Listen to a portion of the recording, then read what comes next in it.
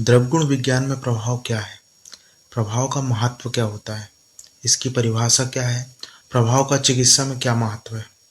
आइए इन सभी का आंसर हमें इस वीडियो में प्राप्त होगा।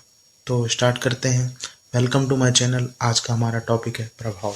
सबसे पहले हमें प्रभाव की निरुक्ति बताई गई है, जिसमें बोला गया है कि प्रभावति विशिष्ट कर्म सामर्थ्य भवति द्रव्यनेन इति प्रभाव, जिसका अर्थ है जिससे द्रव्य में विशिष्ट कर्म सामर्थ्य होता है उसे प्रभाव कहते हैं। इसके बाद परिभाषा बताई गई है, जिसमें श्लोक है कि रसवीर विपाका नाम सामान्यं यत्र लक्ष्यते विशिष्टः कर्मणः चैव प्रभावतस्य स्मृतः, जो कि चरक ने दिया है। इसमें इसका अर्थ होता है कि जब दो या दो से अधिक द्रव्यों में रसवीर विपाक तो समान हो, किंतु कर्मों में विशेषता भिन्नता हो, वह उस द्रव्य का प्रभाव माना जाता है।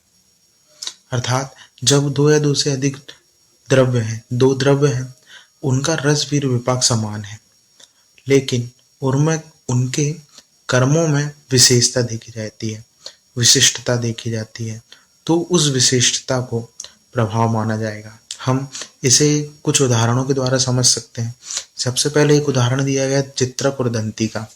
इसमें बताया गया है कि जो दोनों द्रव्य हैं, इनका रस कटु, विपाक कटु, वीर्य उष्ण है, परंतु जो दंती होती है वह रेचन कर्म करती है और चित्रक नहीं करता।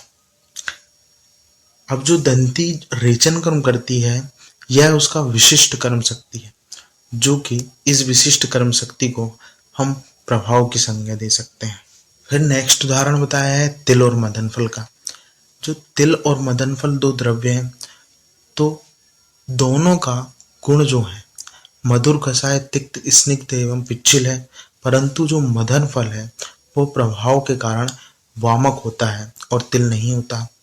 नेक्स्ट उदाहरण बताया है कि धारण योग्य मणि, जो हीरा, नीलम, पुखराज आदि होती हैं, को धारण करने से शुभ अशुभ फल देखा जाता है, लेकिन उन जो फल है वह मणियों का प्रभाव है, और प्रभाव जो है अचिंत्य एवं अविज्ञेय माना है।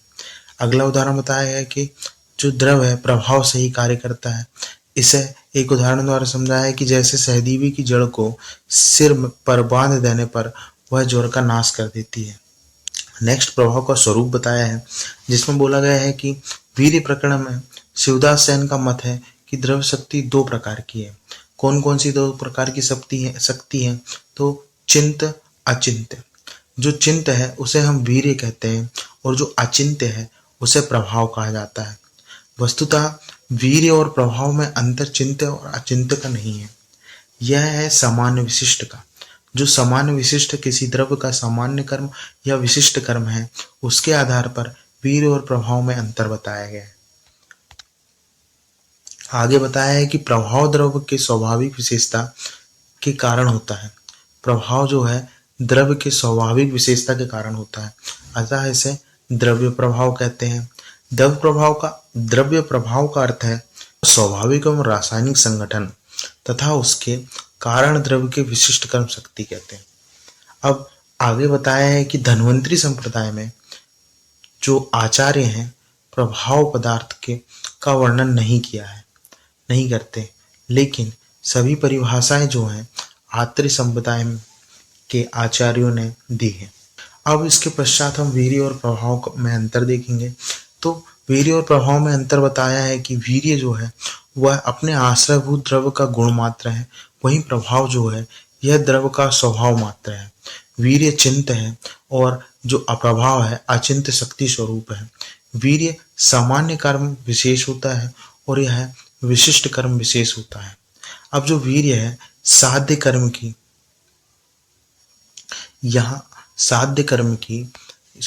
ये आना चाहिए यहाँ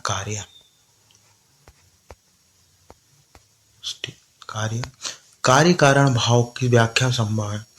जो वीर्य में साध्य कर्म की कार्य कारण भाव की व्याख्या संभव है, वहीं जो प्रभाव है वह साध्य कर्म की कार्य कारण भाव की व्याख्या संभव नहीं है।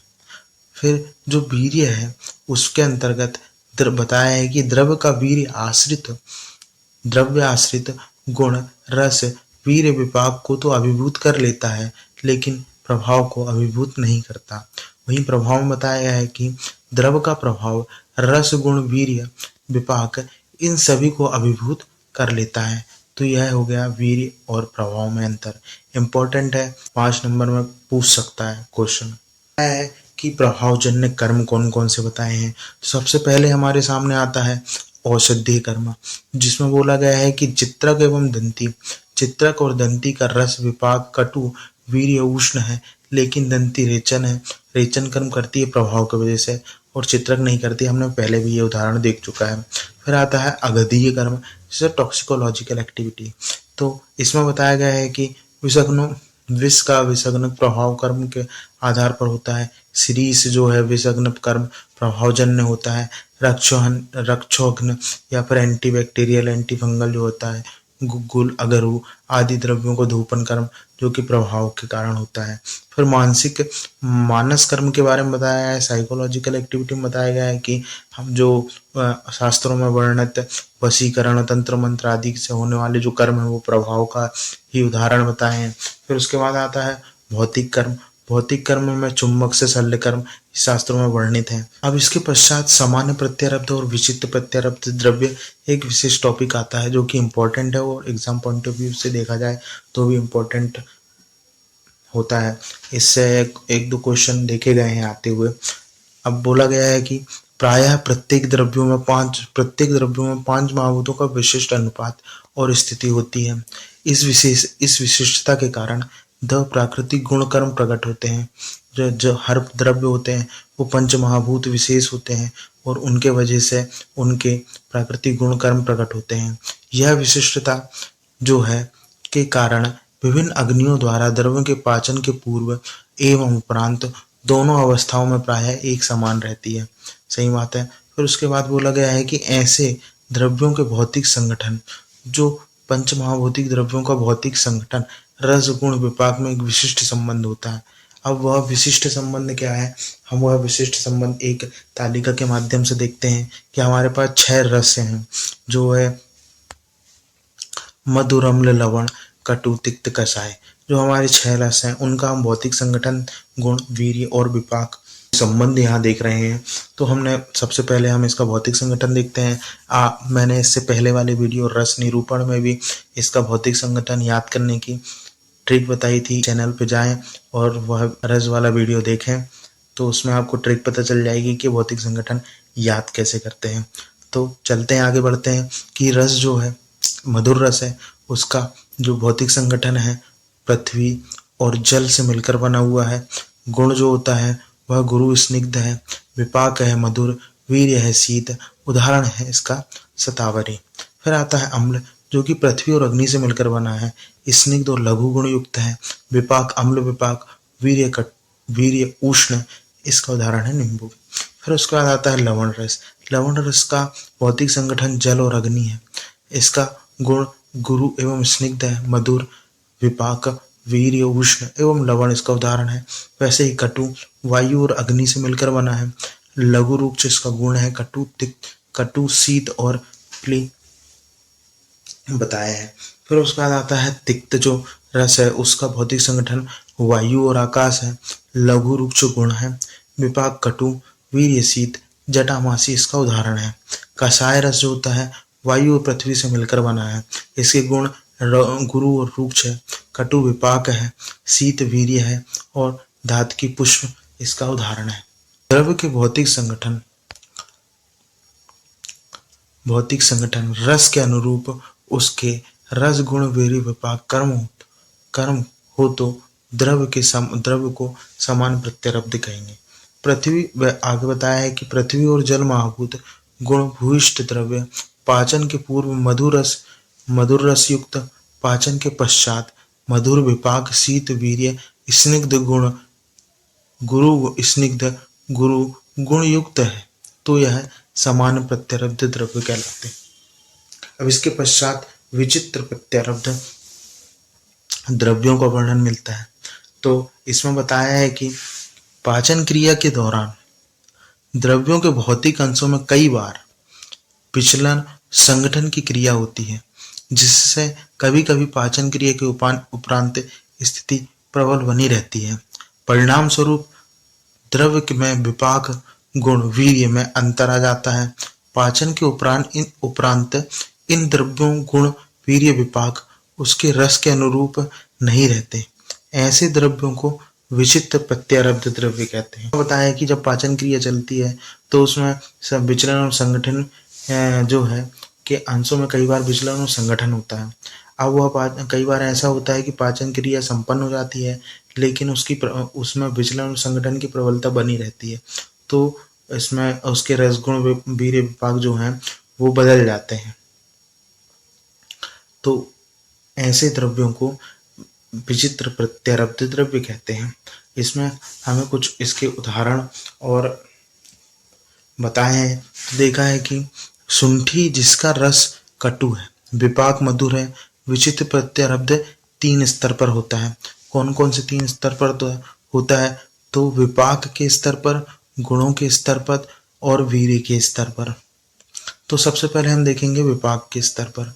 विपाक के स्तर पर होता है तो कोष्ठ में पाचन अग्नि द्वारा पाक के समय विपाक में विचित्र प्रत्यारब्ध होता है। जैसे कि शुंठी और गुड़ूची है, इसका रस जो होता है कटु होता है। कटु होने के कारण, अब रस कटु है तो विपाक क्या होगा? विपाक भी कटु होना चाहिए, लेकिन इसमें जो है विपाक स्तर पर विचित्र प्रत्यारब्ध हो जाता है, तो जिससे इसका जो विपाक है वह मधुर हो जाता है। यह विचित्र प्रत्यारब्ध का उदाहरण है।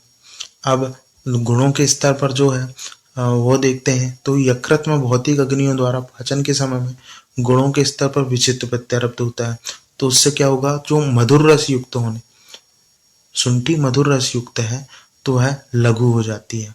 अब वीर्य के स्तर पर, तो धातुओं में धातुअग्नियों के द्वारा पाचन के समय वीर्य में विचित्र प्रत्यारब्ध होता है, तो उस समय क्या होता है कि उदाहरण दिया है कि मत्स्य मात्स्य का रस जो है विपाक दोनों ही मधुर है। अब इसे एक उदाहरण द्वारा बताया है कि मत्स्य मात्स्य का रस विपाक दोनों ही मधुर है। अब रस और विपाक दोनों ही मधुर है तो उसका वीर्य भी शीतवीर होना चाहिए, लेकिन वह विचित्र प्रत्यारब्ध की वजह से उसका वीर्य उष्ण वीर्य हो जाता है। तो इससे जो है वीर्य स्तर पर विचित्र प्रत्यारब्ध देखने को मिलता है।